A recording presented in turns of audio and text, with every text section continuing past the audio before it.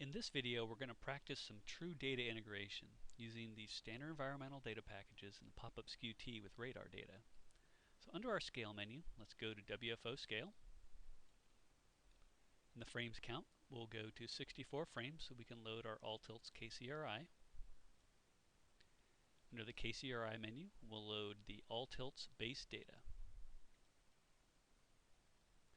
When that comes up, we'll go into the volume menu and we'll go down to the standard environmental data package menu, and we're going to select wrap 13 for our standard environmental data package since our lapse data isn't good in this case. And wrap is a suitable data source to use for the standard environmental data packages. In addition to the standard environmental data packages, we will go to the volume menu and we'll load the pop-up SKU-T. And we can right click on the background after loading the pop-up SKU-T, and under sample cloud heights we're going to select wrap as the source. So now as we sample values here, our pop-up SKU-T is going to indicate the height of the radar beam where the environmental data is being projected to the plane of the radar tilts. So let's go ahead and with the left mouse button we will toggle off the humidity display. We don't need to see that. And with the up arrow, we will hit the up arrow once, and then the dot key on the keypad to go to 0.5 degrees.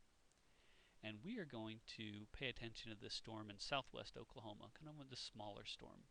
Let's check out what it looks like.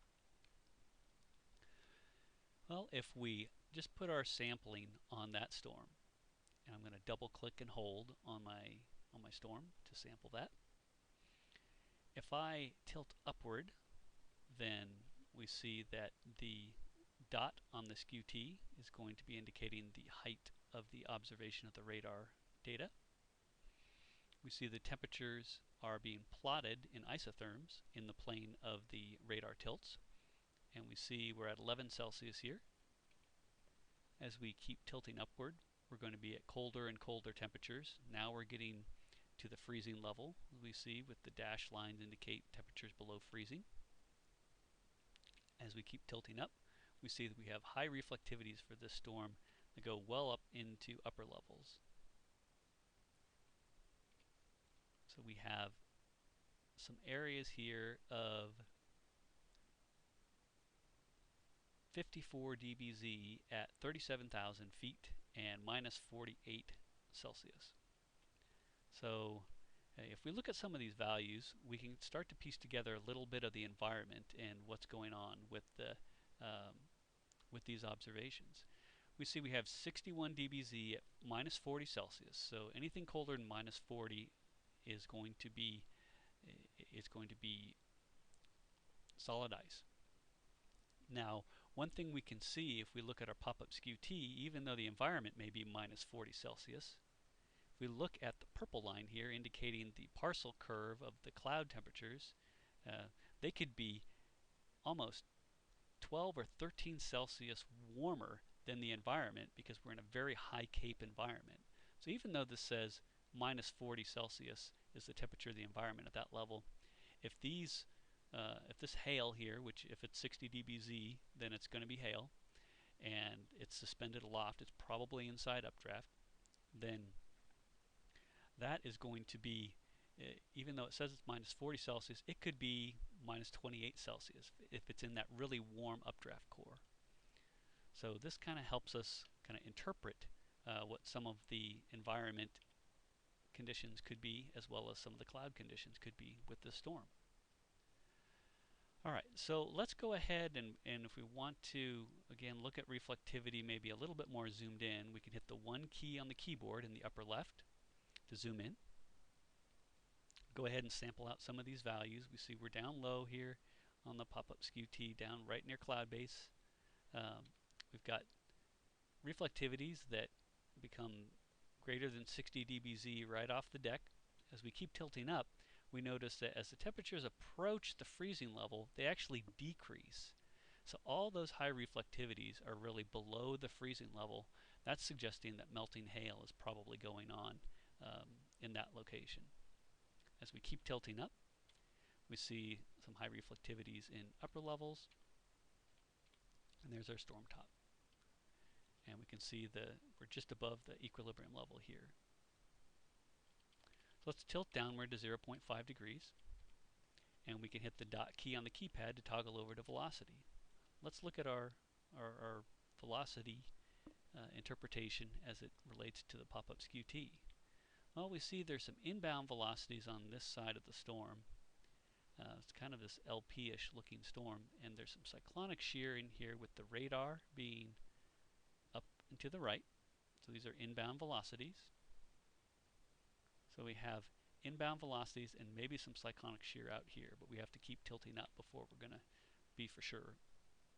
So these are pretty weak reflectivities out here, only 4 dB, so it's kind of hard to trust this, but that's kind of where we would expect to see some cyclonic shear in this kind of environment. So this could be some cyclonic shear with this storm. But once we get up into mid-levels at 15,000 feet, we see that there's really not a lot of organized rotation. There's some cyclonic shear, maybe a little bit better defined when we get up to 20,000 feet. And we have some cyclonic shear in here with 30 knot inbounds and 27, so that's 57, 58 divided by 2 is 29 knot rotational velocities. So these are, at 55 nautical miles, so relatively close, so it's minimal mesocyclone strength. And just some fairly disorganized cyclonic shear. And when we get up into upper levels, 30,000 feet, becomes very disorganized. And then we get into some different patterns aloft, which let's go ahead and do a storm top divergence look. So we tilt downward, I'm going to start down at 0.5 degrees, and then let's tilt all the way up to storm top.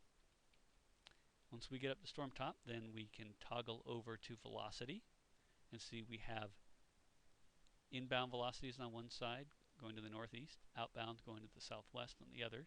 So we have storm top divergence of, let's see, 35, there's a 37 there, 37 and 50 is going to be about an 88 knot delta V, which 70 to 100 knots can be kind of supportive of 1 inch hail. So if we tilt up again and go to the very tip of the storm top, it's barely getting sampled because it's relatively small. We can look at the divergence signature across that as well. We see 40 and 40 is 80 knot delta V. So it's consistently a decent storm top divergence, but nothing really that significant from a storm top divergence perspective. The high reflectivities to the highest heights are kind of the thing that stand out the most at this point. Well, let's go ahead and check out what the dual pole variables now will say. So we can hit the N key in the upper right part of the keyboard to go back to our 4-panel layout. Hit the dot key on the keypad to go over to reflectivity. We've got reflectivity on the upper left and ZDR on the upper right, and we are at 0.5 degrees. So what does our ZDR tell us? Well, we have ZDRs that are about 4 dB. There's a 5 dB in there. These areas of reduced ZDRs are still decently positive at 1.5. So we have very high ZDRs indicating probably melting drops. And they're nice big sized drops that are oblate, that are giving a lot more power return in the horizontal. So if we look at our lower left, we see that there is some KDP that's 2 degrees per kilometer, and that could be associated with heavier rain. So some of these areas with high ZDRs and low levels are likely some rain, some large raindrops. So if we tilt upward, we see that these high ZDRs are actually becoming negative, but the temperature's still around 10 Celsius. So if we're getting these ZDRs around here are minus 0.3, near zero ZDRs with temperatures above freezing, this is 10 Celsius now in areas of high reflectivity, then this is an indication of hail, nearly circular hail. So if we keep tilting up until we get to the freezing level, this is important now. Most of the ZDRs should go to 0 or negative, But we see this area up to the northwest here on this northwestern part of the storm where we've got 3.8 dB at 0 Celsius. If we keep tilting up, we see those almost 5 dB at minus 13 Celsius. So we have high ZDR in temperatures that are clearly colder than 0 in the environment. If we go down to our pop-up skew T, we see that it could be a little bit below freezing there if it's just inside the updraft, but it's definitely a ZDR column, and it's indicating suspended liquid water drops that are at the freezing level or likely colder than freezing. We even have positive ZDRs of 1.7 all the way to minus 27 Celsius of the environment. And if we look at our pop-up skew T over here, we can see that could be minus 10 Celsius inside the cloud if we're in the center of that updraft core. So this is a kind of very well-defined ZDR column indicating a suspended liquid water droplets by a fairly intense updraft, and that's supporting some hail growth, as we even see in the ZDR at some parts of lower levels. Well, let's move from the ZDR in the upper right now to the correlation coefficient in the lower right. And one of the things that stands out immediately are these greens correlation coefficients of 0.83. Now anything less than 0.9, if it's in high reflectivity, which if we look in the upper left, we see it's 54.5 dBz. So this is the smoking gun of large hail. Once we get into to the different scattering regimes that are associated with large hail, then they can be larger than golf balls, usually start to have these kind of signatures of very low correlation coefficients in very high reflectivity areas. Our KDPs are dropping out because our correlations are less than 0.9, so we kind of expect that. So let's go ahead and tilt up and see how the correlation coefficient's changing. Well, as we get up to we're still at plus 10 Celsius, we see that correlation coefficient signature is now, it's more like 0.98. So it's really looks to be a mix of size distributions down low in this different scattering regime that's likely hail that's probably larger than golf balls. And once we go up into mid-levels, we see a little bit of that low correlation coefficient signature, 0.86 up to 15,000 feet and right about the freezing level. But it's 0.88 up to minus 27 Celsius. So there's some correlation coefficient signature up into mid-levels, but it's fairly small. And the big signature is this 0.5 degree cc's that are 0.83, and this is a smoking gun of large hail. One last look at the KDPs on the lower left shows us that we've got some areas of heavy rain in low levels. If we tilt up, they're about a little less than 1, so not very significant, but we do see some areas of KDP, which is going to be liquid precip in the ZDR column, extending up into mid-levels, minus 14 Celsius, and then not much aloft. So we see that we can bring together a lot of different environmental perspectives into the radar data with the standard environmental data packages and the pop-up skew T. In the last 5 minutes, I think a baseball-size hail report was happening.